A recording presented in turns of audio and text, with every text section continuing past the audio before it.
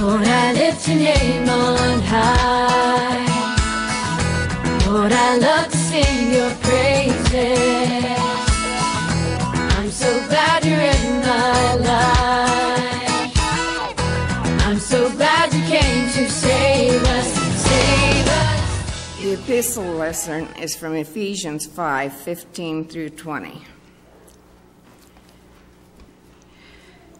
Be very careful then how you live, not as unwise, but as wise, making the most of every opportunity, because the days are evil. Therefore, do not be foolish, but understand what the Lord's will is. Do not get drunk on wine, which leads to debauchery. Instead, be filled with the Spirit. Speak to one another with psalms, hymns, and spiritual songs. Sing and make music in your heart to the Lord, always giving thanks to God the Father for everything, in the name of our Lord Jesus Christ. It is so easy to see when somebody else builds their house upon the sand, as Jesus said. We were in Craig, Colorado, my first appointment, and it was after the boom. The boom had been when they brought in all the workers, 2,000 workers, to build the power plant there by the coal mines. And the town just grew and grew and grew and grew from all of that. And they were talking about shale oil, oil shale, and minerals and everything. And the prices went up and up and up. And then the power plant was done, and all but 200 people left. That's all it took to run the power plant. And the town was on this downward spiral, and this poor little church had been built there by the Rocky Mountain Conference during the boom, and now everything was bust. And they built on this beautiful hill overlooking the city. You could see for miles around on this wonderful hill of bentonite. And you guys know what bentonite is? When it gets wet, it expands. When it gets dry, it contracts. And so they put in caissons, maybe you have some artificial bedrock, if you will.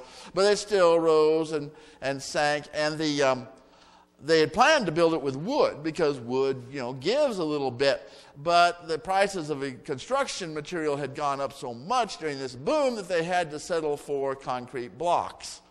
And they don't give so much. So here's these cracks.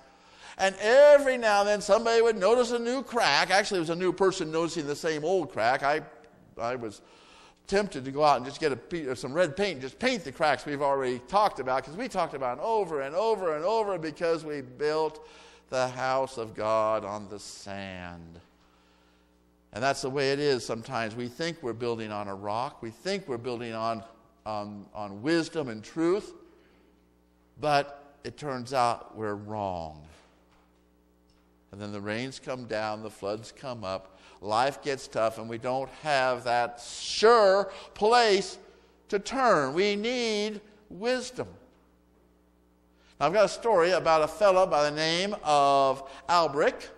He lived in a small town. He'd never been farther outside of sight of town in his life. He lived an average, ordinary, very mediocre existence, and he never thought about it until one day a wizened old man with a big pack came into town and sat down and started telling stories.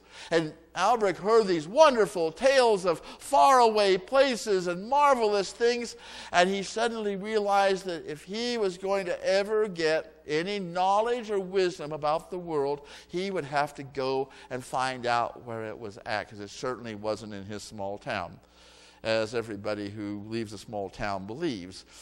So he headed out on a journey. He packed everything. They called him a fool. He went away, and he came to a town that was well known for its stained glass.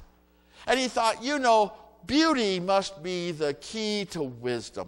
I'm going to learn how to make beauty. So he apprenticed to a glassmaker, and he worked for 2 years. He learned everything he could learn, and finally it was his time to do his own project to see if he had it in him. He worked hard, and it wasn't so good. It was only mediocre. And he wasn't ever going to be a stained glass artisan. So he left that town and went to another town. He walked along and came to a town with big stone walls. This was a town that was known for its masonry and its stone cutting and practical craftsmanship. He said that it must not be there in the beauty. It's in just the solid craftsmanship. That's where wisdom is to be found. So he hired on with a stone cutter, and he learned and he learned and he learned. He finally had a chance to do his own project. And it didn't come out so good. It was just mediocre. Evidently, his wisdom is not to be found in stone cutting. He went to another town. This town was known for its inventions and its intellectual ideas and its marvelous knowledge. And he studied and he studied and he studied. He never came up with a new idea. He kept wandering and wandering, town after town after town, looking for wisdom, looking for the truth. He finally came to the capital city. And he wound up in the town square, and some children came up to talk with him. And he started telling them about the faraway places and the marvels he had seen, the things he had learned. And they were so excited by what he was saying that they went and got the parents, and the parents brought friends, and the friends brought friends, and even the king himself came and listened and asked questions of Alberic. In fact, the king was so impressed that he gave Alberic a room at the palace and his own servants and a huge salary or honorarium, and he became Alberic the Wise. And people would come for miles and miles around to come and listen to Alberic the Wise. But Alberic knew better. He knew he wasn't so wise. And every time he told people, I'm not wise, they would just call him wiser for saying that. Oh, what a wise man to admit that he's not wise. And it bothered him. It wore on him. He wondered what was wrong, because just sitting around being wise was not being wise. He finally decided that he needed to head out and continue his search for wisdom. So he packed his bags and he walked out of town, and he got on the road because he was saying to himself, I would rather be looking for what I don't know than stuck with what I'm not. You know why we build on sand in our lives? Because we think we know the answers. We think we've got it together. And there's no wisdom in that.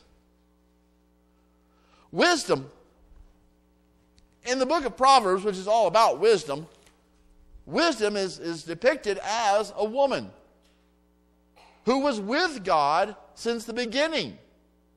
Sounds a lot like Logos in John's Gospel. So you go ask wisdom, well, what is wisdom? And she says, I was created at the beginning of the world. That's nice. Now, what is wisdom? I was there before the waters. Okay, what's wisdom? I was there before the mountains and the hills took shape. Good for you, but what is wisdom? I was present at the formation of the heavens and the groundbreaking ceremony of the earth. I'm happy for you, but what I really want to know is, what is wisdom? When you find me, you'll be happy. When you find me, you'll be happy. Wisdom is out there somehow, but it's not out there. It's a rock, and yet it's indefinable. If you have it, you know it. If you don't have it, you suffer. And people have been searching for wisdom through ages. Back in Greece, they called it Sophia, which is a woman's name too. And those who love Sophia, philo means love, philosophy, philosophy. And they searched for wisdom. Paul warned about them. Paul warned, do not chase after foolishness that thinks it's wise, the philosophers. but listen for God. When Justinian was emperor of Rome, about 500 years after the resurrection, he built a lot of churches. The Roman Empire was Christian now, had been for a couple hundred years, and he built a lot of churches, and the one that was most famous and lasted for 1,500 years is Saint Sophia. Now, we get the idea that Saint Sophia is a woman, but in fact the word saint means holy. Holy wisdom. Now, you look on the outside, though, it's pretty, but it's kind of just a bunch of bumps. It's when you go inside that makes the difference.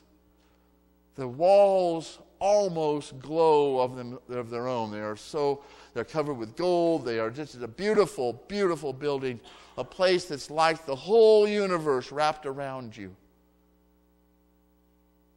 And that's what wisdom is. There's nothing on the outside. It's what's inside that matters. That's where the rock must be built. And that rock comes from knowing what's foolish, but then singing songs and thanksgivings about God. Don't get drunk on the spirits, get high on the Spirit. Have you ever tried that when you're in a bad mood?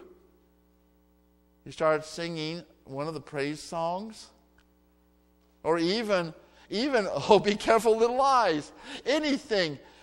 One of those songs will turn you around. Oh, I lift your name on high. Oh, I'm glad to sing your praises. It changes everything. We don't have to show anybody what we're doing, just have to think and sing those songs. And then we enter into the wisdom. Because the wisdom is not something out there, it is the presence of God in our lives. It's the wisdom that was with God since the beginning, is the wisdom of the Logos of Jesus Christ, by whom and with whom all things are made. All things are out of the wisdom of God. That is the rock upon which we can stand. Lord, I lift your name on high. Lord, I love to sing your praises.